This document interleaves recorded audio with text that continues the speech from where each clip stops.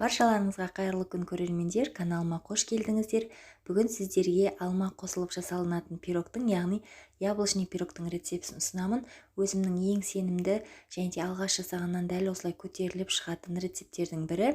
Міндетті түрде жасап көруге кеңес беремін. Ең алдымен 3 жұмыртқамызға шекерімізді салып, жақсылап миксердің жай жылдамдығымен біркелкі масса болғанша араластырып аламыз.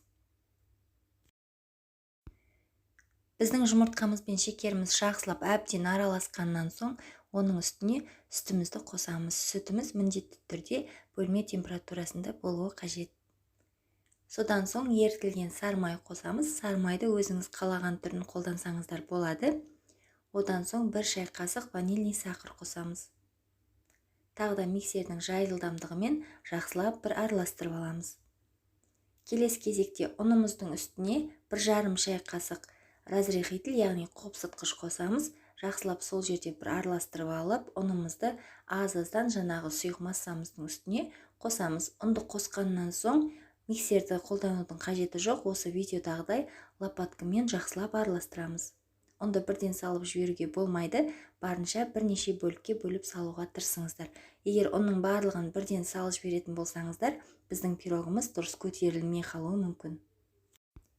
Біздің массамыз осы видеодағыдай қоюлықта болуы қажет. Келесі кезекте бізге осындай 2 штук алма қажет. Мен қызыл түрін алдым. Қызыл түрін қолдануға кеңес беремін. Осы видеодағыдай етіп, бөліктерге бөліп дайындап аламыз. Енді жаңағы массамызды осындай арнайы формамызға саламыз. Жабысып қалмау үшін аз ғана ішін майлап жіберсеңіздер болады. Жаңағы сұйық массамыздың барлығын осы формаға, осы видеодағыдай етіп құйып шығамыз.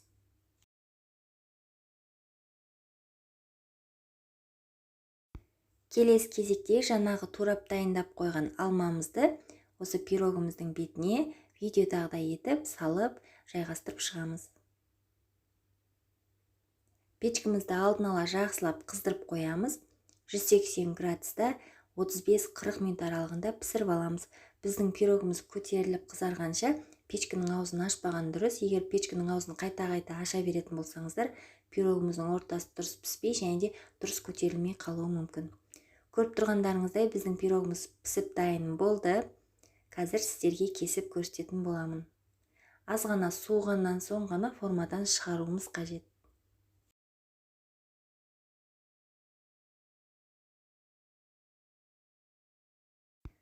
Көріп тұрғандарыңыздай пирогымыз күшті болып көтерілген.